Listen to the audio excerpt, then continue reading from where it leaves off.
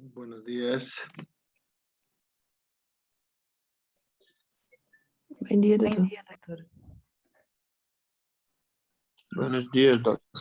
Buen día, ¿cómo están, muchachos? Van a disculpar. Bien, vamos a continuar la clase de la anterior semana. Entonces, lo que tenemos que hacer es, como habíamos comentado, que tenemos que ir viendo algunas características muy importantes referente al funcionamiento y también a la estructura cardíaca como tal.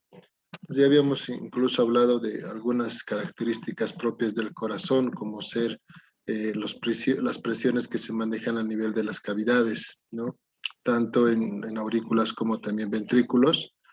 Y bueno, en cierto sentido también hemos visto algunos componentes importantes del ciclo cardíaco.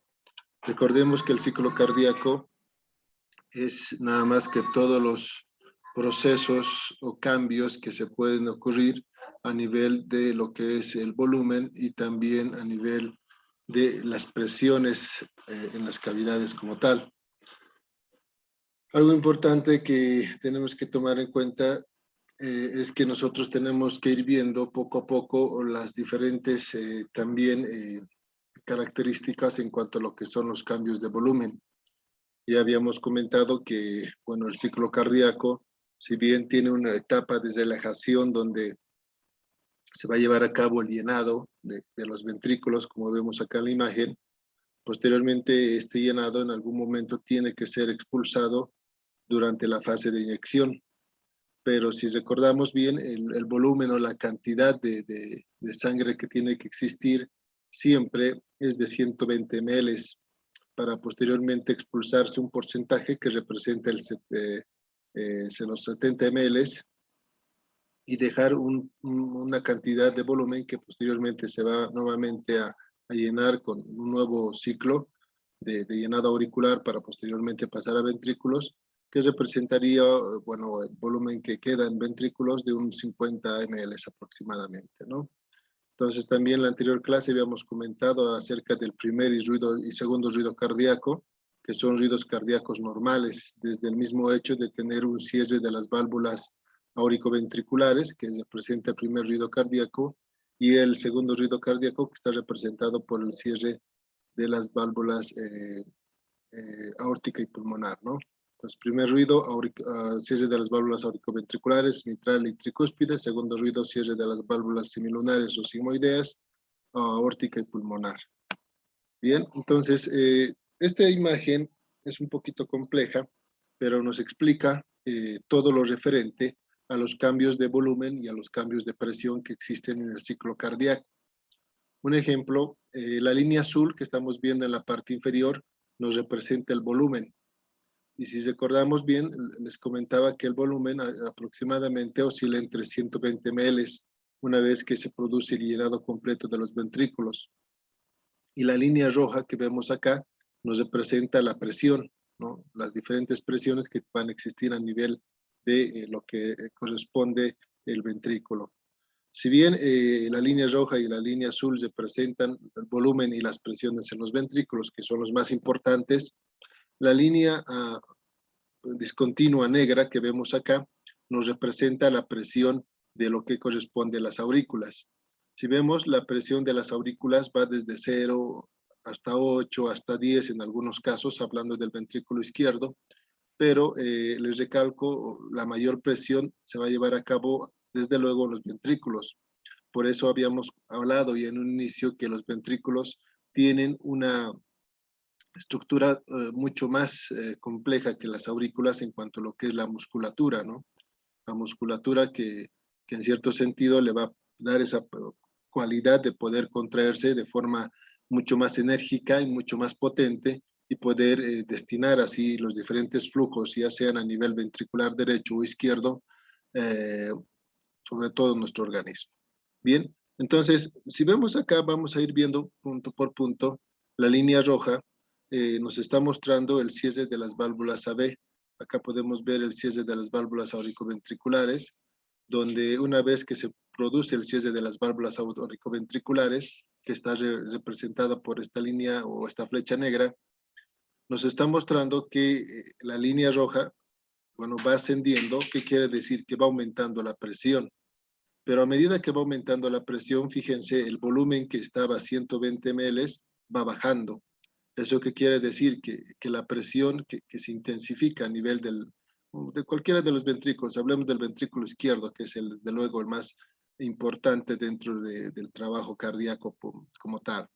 Entonces, a medida que la presión va aumentando, inmediatamente va bajando el volumen. Por ende, nosotros tenemos que ponernos a pensar que este cambio de aumento de presión va a interferir o va, desde luego, favorecer la salida del volumen del ventrículo izquierdo. Entonces, una vez que llega a una presión de ser más o menos 120 milímetros de mercurio, inmediatamente vemos que se ha expulsado a la mayor cantidad de sangre. Estamos hablando de 70 ml. Si vemos acá, tenemos el número de 50, que es lo que queda, es el volumen telesistólico, el volumen que queda al final de la sístole o de la contracción ventricular, que corresponde al 50 ml. Siempre se va a expulsar solamente 70 ml, ¿no? Y al final de la telediástole, al final de la relajación, siempre va a haber 120 ml y de esos 120 ml solamente se expulsará 70 nada más. Una vez que se llega al pico, ¿no? Se expulsa toda la sangre que se debería expulsar durante la contracción, inmediatamente la presión va bajando, como vemos en la imagen. ¿Y qué es lo que está pasando? Que los ventrículos nuevamente se están llenando, ¿no? Se van a llenar nuevamente y vemos que la presión baja hasta más o menos cero, ¿no? Del ventrículo. Y nuevamente el volumen vemos que va aumentando. ¿Eso qué quiere decir? Que a mayor presión, menos volumen. A menor presión, mayor volumen. Esa es la hermenéutica en cuanto a lo que es el trabajo de los ventrículos. Ahora, vemos acá que la presión en cierto tiempo permanece en cero. ¿Eso qué quiere decir? Es el tiempo en la que las aurículas se están llenando nuevamente y los ventrículos, desde luego, van a tener una presión de cero, permitiendo así el llenado de las aurículas como tal. Una vez que se produce, vamos a ir un poco ahora acá nuevamente vamos a guiarnos con las líneas negras discontinuas que se relaciona con la presión auricular. Una vez que las aurículas se han llenado por completo, la aurícula se contrae. ¿Qué quiere decir? Que la onda A, esta onda A que estamos viendo acá, representa a la contracción auricular. Les recalco nuevamente, las aurículas, una vez que se llenan por completo, las válvulas AB se abren de forma inmediata, ¿no? Sin necesidad de que exista algún impulso que las habilite. Una vez que se llenan las aurículas por completo, la apertura de las válvulas AB auricoventriculares es de forma inmediata y la sangre pasa hacia los ventrículos. Pero, ojo, muy importante, cierta cantidad de esta sangre va a pasar a los ventrículos gracias a una contracción mínima de las aurículas. Y esta onda A está representada por esa contracción de las aurículas. Si vemos bien, la presión que se encontraba de cero en las aurículas aumenta un poco, dependiendo, ¿no? Desde luego, qué aurícula, izquierda o derecha, generalmente la presión va desde 0 a 8 o a 10 milímetros de mercurio, que es mínimo, ¿no? La cantidad de presión que se ejerce en las aurículas, porque es una cantidad muy poca la que se va a expulsar hacia los ventrículos para poder llenarlos por completo. Ahora, nuevamente vemos la línea negra discontinua, acá vemos la onda C. ¿Qué quiere decir esta onda C? Que inmediatamente que los ventrículos se están contrayendo, la sangre trata de regresar a las aurículas, ¿no? Pero esto se impide, ¿por qué? Porque las válvulas a veces cesaron. Pero este hecho de que la sangre quiera volver a las aurículas hace que en las aurículas se aumente un poco la presión. Y por eso vemos esta onda, ¿no? Este aumento mínimo de la presión a nivel de las aurículas. Por lo tanto, la onda C representa el aumento de la presión a nivel auricular producto de la contracción ventricular. Una vez que los ventrículos se están contrayendo, la sangre trata nuevamente, les recalco, de regresar hacia las aurículas, pero no se le permite por las válvulas que están cerradas. Ese ligero cambio de presión en las aurículas está representado por esta onda, que es la onda C. Entonces, nuevamente voy a hacer un pequeño resumen. La onda A Estamos viendo aquí una línea negra discontinua, la línea A, o la onda A, perdón, representa la contracción auricular. La onda C representa el aumento de presión en las aurículas producto de la contracción ventricular. Y por último tenemos la onda B. La onda B representa, que vemos acá una onda B, una B chica.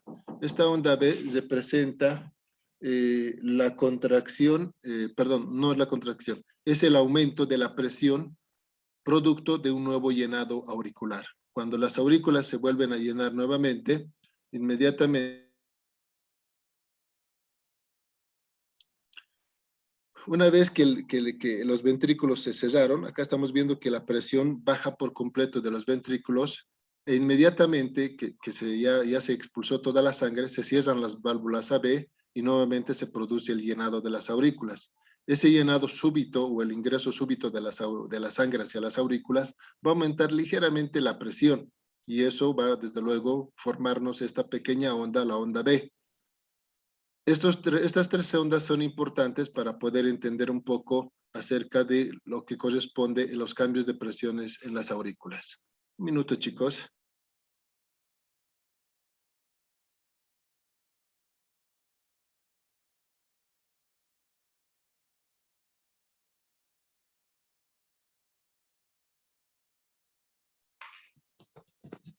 Escuta, galera, esse aumento da onda V. Sí, dime, ¿me preguntabas algo? Doutor, este aumento da onda B aún es un leve aumento de presión en la aurícula o en el No, ventrículo. en la aurícula. O sea, nuevamente, esta Así. línea negra discontinua que ves acá representa el aumento de presión de las aurículas. Recordemos que las presiones en las aurículas y los ventrículos son muy diferentes, son más en los ventrículos, ¿no? Entonces voy a tratar de mostrarte esto que es importante, esta imagen que les había mostrado de las presiones. Si recordamos, la aurícula derecha, un ejemplo, tiene una presión de 0 a 8 y la aurícula izquierda es un poco mayor, que va de 0 a 12, incluso algunos libros nos dicen de 0 a 10. Entonces, estas presiones son mínimas. ¿Por qué? Porque las aurículas en realidad no se contraen, ¿no? Como los ventrículos, por su musculatura y por su trabajo en sí mínimo durante lo que es la bomba como tal del corazón. Entonces, ¿qué entendemos? Que esta onda A, si vemos, es un aumento, ¿no? Acá tenemos una línea que está conformada por estas líneas discontinuas, quiere decir que hay una presión cero, es una presión de cero. Acá se eleva muy poco, está formando una onda A, que representa la contracción de las aurículas, cuando las aurículas se contraen y permiten que lo poco que queda en ellas pase a los ventrículos. Por eso aumenta la presión acá. Y acá tenemos la onda C. ¿Y por qué se forma esta onda C? Porque hay un ligero aumento de la presión en las aurículas. Porque los ventrículos, una vez que se están contrayendo, esta línea negra, esta línea roja, les recalco,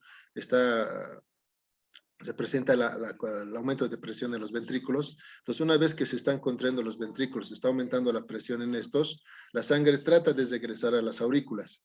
Ese ligero intento de regresar va a aumentar un poco la presión en las aurículas y ahí se forma esta onda C. Una vez que se está produciendo la contracción ventricular, se termina de contraer los ventrículos e inmediatamente se cierran las válvulas AB. Una vez que se cierran las válvulas AB, la sangre nuevamente ingresa hacia las aurículas. Ese ingreso súbito hacia las aurículas va a aumentar ligeramente la presión entre 0 a 5 milímetros de mercurio. Y esta onda pequeñita que vemos acá, representada por la onda B, bueno, ese es su significado, ¿no? Pues, en resumen, la onda B se forma por el ingreso de la sangre súbito hacia las aurículas, con esto que va a producir un ligero aumento de la presión de las mismas. Esa es la representación de estas ondas que vemos acá, A, C y B. Ahora, acá vemos, no sé si tienen alguna otra pregunta. No, doctor, está perfecto. ¿Listo? Lo Entonces, entendí. muy bien. Doutor, Dime. solo una duda. Entonces, la onda C es por aumento de presión en la contracción ventricular, ¿verdad? Es el aumento de la presión en las aurículas, producto de la contracción ventricular, donde la sangre trata de regresar hacia las aurículas. Es por eso que hay las válvulas AB, y les hablaba, ¿no?, en un inicio de la anterior clase, que en las válvulas AB tiene otras estructuras más que ayudan en su función, que son las cuerdas tendinosas y los músculos papilares. Entonces, estas cuerdas tendinosas y músculos papilares que les vamos a ver acá, a ver, acá miren, acá tenemos, estas son más o menos, estas líneas de acá representan las cuerdas tendinosas y los músculos papilares. Entonces, una vez que se contraen los ventrículos, y una vez que se cierran, desde luego, las válvulas AB, se contraen y la sangre trata de regresar a las aurículas. Ese hecho de que trate de regresar aumenta ligeramente la presión de las aurículas. Y esa, desde luego, ese ligero aumento de la presión de las aurículas está representado por lo que es la onda C, ¿no? Esta onda C. Y la B, lo que les decía, ¿no? Porque ya ingresa nuevamente la sangre a las aurículas y ese ligero aumento, entonces produce un aumento de la presión mínima entre 0 a 3 incluso. Y bueno, ese aumento de presión está representado por la onda B pequeña. ¿Listo? Esto tienen que saber muy bien porque entra al examen por si acaso. Algo que tenemos que entender bien, porque este cambio de presiones y volúmenes es muy importante y eso va a explicar muchas cosas a un futuro de lo que corresponde al trabajo cardíaco. Es un ejemplo que les coloco, miren. Dime. Essa onda B, Doc, seria a parte del leñado lento No, el llenado más o menos estaría relacionado con el llenado rápido. ¿Se acuerdan que les dije que hay un llenado lento de los ventrículos, verdad? Ese llenado lento está representado por un 70% del volumen. Y después hay un llenado rápido. Un llenado, una contracción que tiene que ser súbita en cuanto a lo que son las aurículas, ¿verdad? Entonces, a ver, para que me entiendan bien, es que se están confundiendo un poquito con lo que son las contracciones ventriculares. Voy a mostrarles esta imagen para que me puedan entender un poco. Por un lado, recordemos que las aurículas, una vez que se llenan, la sangre tiene que pasar a los ventrículos, ¿verdad? Este llenado, este paso de la sangre hacia lo que es los ventrículos, recibe el nombre de llenado lento, ¿no? Pasa la sangre lentamente hacia los ventrículos. Posteriormente, las aurículas se van a contraer. Esa contracción de las aurículas representa el llenado activo, ¿no? O el llenado donde las aurículas se están contrayendo como tal. Ahora, esa contracción de las aurículas que permite el paso de la sangre, que representa un 30% del 70%, porque el 70% pasa automáticamente a los ventrículos. Un 30% no va a pasar de forma automática. Para eso se contraen las aurículas. Esa contracción de las aurículas está representada por la onda A. ¿Listo? La onda A va a representar la contracción de las aurículas. Una vez que ha pasado toda la sangre, por lo tanto, los ventrículos se van a contraer, como vemos en esta imagen. Acá vemos que los ventrículos se van a contraer. Una vez que los ventrículos se están contrayendo, voy a mostrarles nuevamente esta imagen. Esta contracción de los ventrículos está representado por esta línea roja. La línea roja representa la contracción de los ventrículos. Entonces la sangre, fíjense acá, se están contrayendo los ventrículos y la sangre trata de regresar a las aurículas. Pero se le impide, ¿por qué? Porque ahí están las válvulas AB que están cerradas y no puedes regresar la sangre hacia las aurículas. Ese intento de regresar de la sangre hacia las aurículas produce un ligero aumento de la presión de las aurículas y esa está representada por la onda C, ¿no? Porque es tan súbito la contracción de los ventrículos que trata de regresar, pero no se le permiten las válvulas AB. Y es por eso también la importancia de su relación con las cuerdas tendinosas y los músculos papilares. Estas están ahí sujetando a las válvulas y evitando que éstas refluyan hacia las aurículas. Entonces, inmediatamente se va a formar ¿qué? La onda C. Una vez que las válvulas, perdón, vamos atrás, una vez que ya se ha expulsado toda la sangre, las aurículas, fíjense acá en la imagen, se vuelven a llenar, no está entrando sangre a las aurículas. Cuando entra la sangre a las aurículas, aumenta ligeramente la presión en estas. Y como vamos a ver en la imagen, se va a formar esta onda B, pequeñita, ¿no? Entonces, esta B pequeñita representa el llenado de las aurículas. Es el aumento de la presión porque se llenan las aurículas. Esta onda C representa que el aumento de la presión de las aurículas, porque la sangre trata de regresar a estas, pero no se puede. Sabemos que la sangre no debe regresar a las aurículas. Y por último, la onda E, que representa que la contracción de las aurículas que vemos acá, ¿no? Que representa un 30% del total. Entonces, esta contracción que vemos acá de las aurículas está representada por la onda A. Entonces, esta línea negra que estamos viendo discontinua nos está hablando de qué? De la presión en las aurículas. Y esta línea roja que vemos acá continua nos habla de la presión de los ventrículos, que desde luego es mayor, ¿no? Es mayor. En esta imagen, un ejemplo, estamos viendo cómo la presión, fíjense acá, la presión se mantiene de cero, ¿no? Cuando se están llenando los ventrículos. Una vez que se llenan los ventrículos, inmediatamente vamos a tener que el cierre de las válvulas AB, que está representada, fíjense acá nos está mostrando y nos está indicando esta flecha que las válvulas AB se han cerrado. Una vez que se han cerrado las válvulas AB, se va a producir el aumento de presión por la contracción de los ventrículos hasta que llega a 120 milímetros de mercurio. Una vez que se llega a 120 milímetros por mercurio, automáticamente se expulsa toda la sangre, como vemos acá en la imagen. Esta línea azul representa el volumen o la sangre como tal. Entonces, aumenta la presión en los ventrículos y la sangre tiene que disminuir porque se está expulsando la sangre por el aumento de presión. Y va a llegar un momento en la que se va a expulsar toda la cantidad por ese ventrículo, que es de 70 ml, nada más les recalco.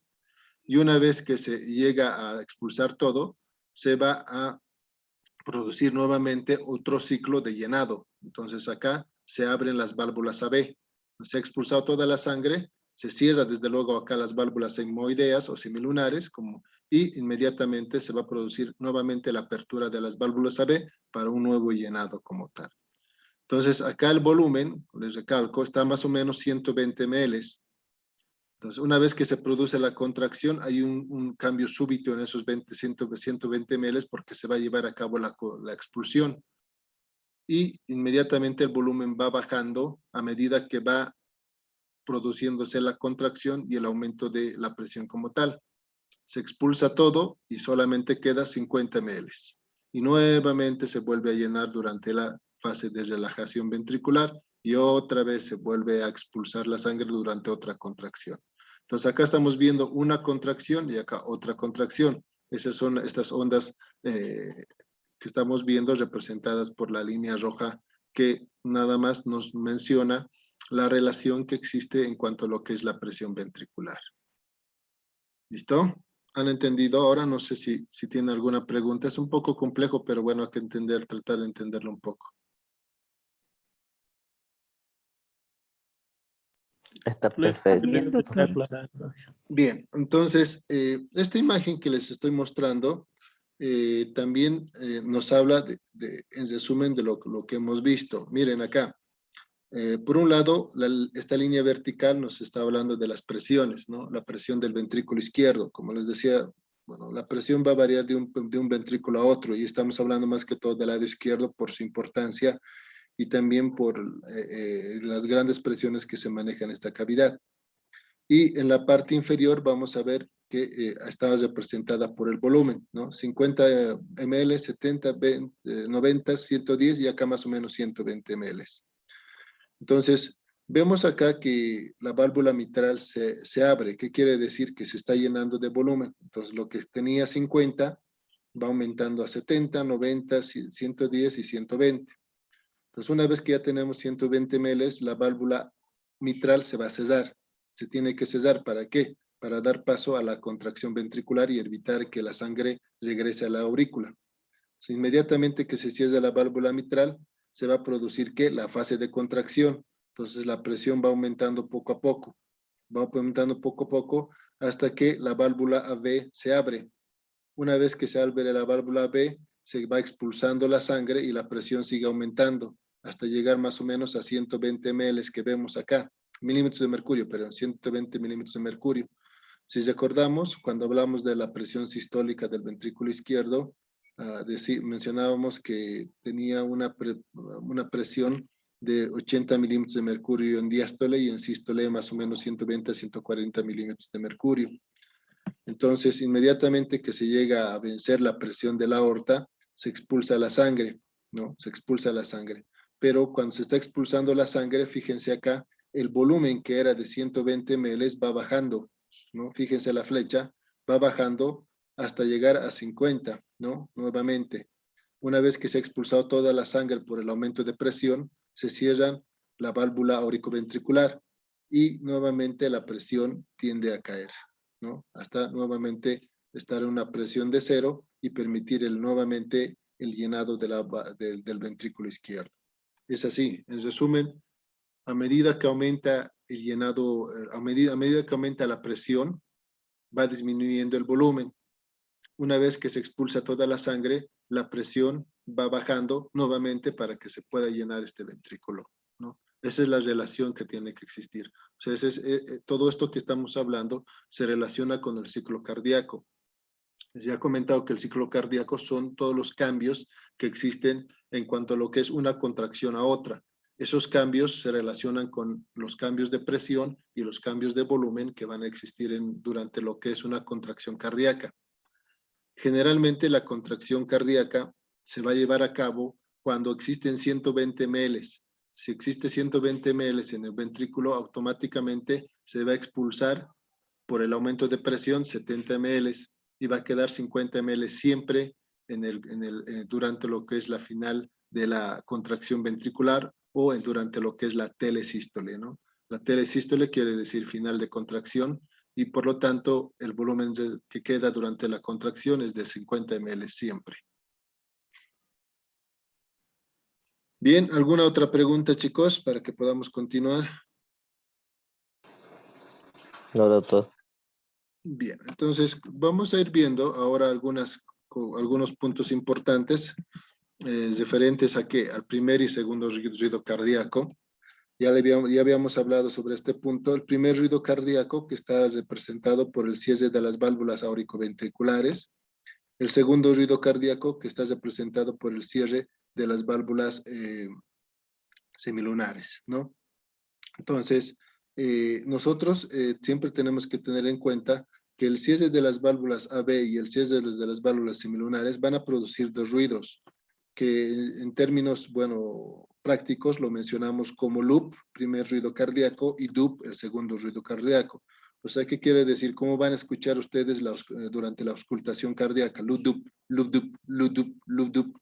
Siempre con mayor intensidad del primer ruido cardíaco. Siempre va a ser más intenso que el segundo. Por lo tanto, estos dos ruidos son considerados como normales. No existe ninguna alteración durante la presentación de estos, a excepción de que hablemos de una insuficiencia o una estenosis como tal. Pero en estos casos, nosotros tenemos que ponernos a pensar que estos dos ruidos son normales, no son patológicos, y son lo que ustedes van a ir auscultando en las prácticas cuando estén ya, algunos de ustedes, ¿no?, en contacto con los pacientes. Siempre va a existir una sístole. Una sístole quiere decir contracción, ¿no?, que los ventrículos se contraen. Recordemos que manejamos algunos términos para poder entenderlo bien, el trabajo del corazón. El corazón es como una bomba que se llena de sangre y posteriormente, una vez que está llena, va a expulsar esa sangre. Y esa sangre, ¿cómo se va a expulsar? Con la contracción, ¿no? El corazón se contrae. Por lo tanto, vamos a tener una fase de sístole y una fase de diástole.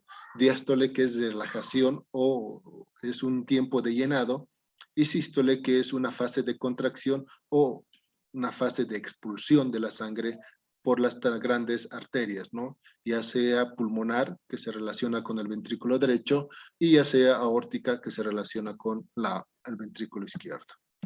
Pero también siempre recordemos que el corazón también tiene su irrigación, ¿no? Esto es importante cuando hablemos de isquemia o infarto cardíaco. ¿Por qué? Porque así como las arterias nutren a todos nuestros órganos, el corazón también necesita de sangre. ¿Por qué? Porque tiene músculo, ¿no? El corazón tiene músculo, el corazón tiene capas, el corazón tiene células, está compuesta por células y por tanto requiere oxígeno y requiere nutrientes. Es así que el corazón está compuesta por diferentes arterias, como vemos en estas imágenes. Por un lado, vamos a tener la coronaria izquierda. Por otro lado, vamos a tener la coronaria derecha. Acá tenemos la coronaria izquierda, que les estoy mostrando con el cursor. Esta es la coronaria izquierda. Esta se va a dividir en dos ramas.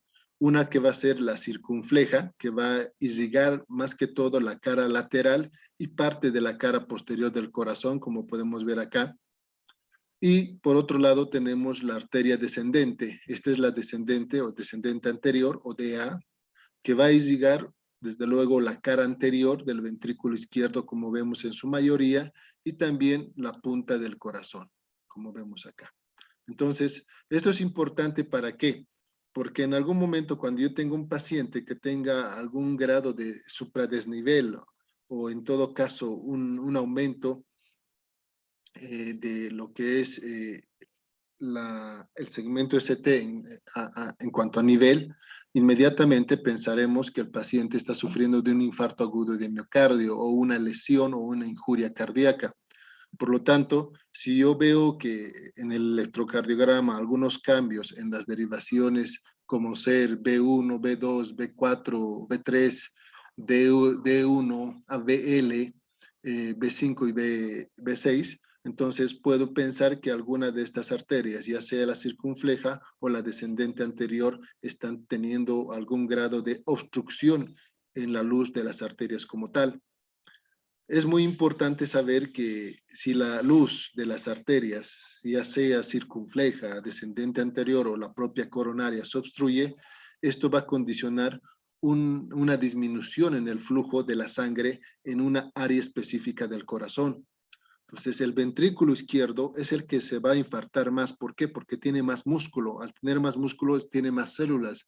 Y al tener más células, requiere más sangre.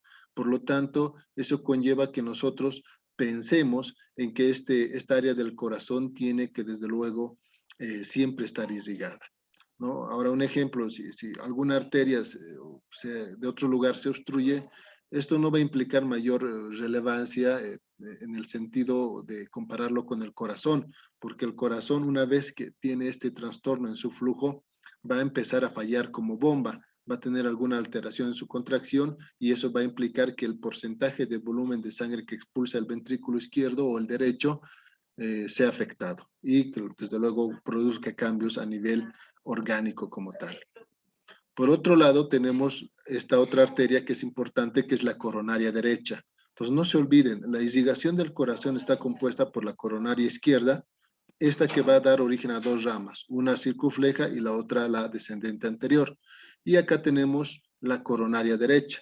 La coronaria derecha, como su nombre lo indica, irriga más que todo que al corazón derecho y también a la parte posterior del corazón. Fíjense, acá está la imagen, entonces está prácticamente irrigando al lado derecho del corazón y esta otra que nos está mostrando su irrigación y la importancia en cuanto a lo que es la cara posterior del corazón. Se dice que la coronaria derecha no da ramas importantes, pero se menciona en la literatura que del 100% de la población, un 25 a 20% de la población tiene otra rama, ¿no? Una rama que nace de la coronaria derecha, que es la coronaria, la descendente posterior, como vemos acá. No todos los pacientes tienen la descendente posterior, les recalco, del 100% un 20-25% lo tienen. El resto solamente tiene una coronaria como tal. Pero recordemos que las arterias coronarias van a dar origen a diferentes ramas que de repente no son tan importantes por el calibre de las mismas, ¿no? Van a dar ramas diagonales o en todo caso ramas septales que van a ir irrigando a las diferentes áreas, ya sea periféricas o más alejadas del corazón. Pero en cuanto a lo que es importancia de las arterias, las más importantes son las mismas coronarias, derecha e izquierda, la descendente anterior, la circunfleja y en algunos casos la descendente posterior si es que se presentase en algunos pacientes. Muy bien, entonces estas imágenes nos están hablando acerca de eso y acá podemos ver también otra imagen que nos está mostrando la coronaria izquierda como tal. su bifurcación y la formación de la circunfleja que vemos acá, que es la cara lateral del ventrículo izquierdo, la descendente anterior, que es la cara anterior y el ápice o la punta del corazón, y la coronaria derecha, ¿no? Acá podemos ver que la coronaria derecha va a dar ramitas más delgadas, pero estas no son importantes. ¿Por qué? Porque si se obstruyen, siempre va a haber otra rama que va a irrigar esa área, ¿no? Que está siendo afectada. Acá un ejemplo, podemos ver que no existe la descendente posterior como tal, ¿no? No los está mencionando, pero es esta de acá, esta línea delgadita, esta arteria delgadita de acá, es la descendente posterior, por si acaso, ¿ah? Acá no se les está mencionando como tal porque les recalco, en algunos están y en algunos no está. Acá lo está representando como la coronaria derecha como tal y nada más. Pero les recalco nuevamente, en algunos pacientes podemos encontrar la descendente posterior. No nos olvidemos también al hablar de la circulación sanguínea, ¿no? Tenemos una circulación sistémica y una circulación mayor y una circulación menor. Si vemos la imagen, el ventrículo la aurícula izquierda y el ventrículo izquierdo se va a relacionar con la circulación sistémica o la circulación mayor. Este es más importante, ¿por qué? Porque la sangre está llevando sangre oxigenada, por eso es de color rojo hacia todo nuestro organismo. Esta sangre tiene que llegar hasta los dedos del pie, incluso hasta los dedos de la mano. Por eso es que el ventrículo izquierdo es tiene más músculo, tiene más, en cierto sentido, una capa mucho más gruesa en cuanto a lo que es la musculatura para poder permitir el viaje de esta sangre hacia todo nuestro cuerpo. Por eso recibe el nombre de circulación mayor. Mientras que el corazón derecho, las cavidades derechas, reciben o se relacionan con la circulación menor. ¿Por qué? Porque estos tienen que expulsar la sangre hacia los pulmones nada más, ¿no? Y están muy cercanos hacia el corazón. Por lo tanto, esa contracción y ese flujo va a recibir el nombre de circulación menor, porque es menos importante que lo que corresponde la circulación mayor o circulación sistémica.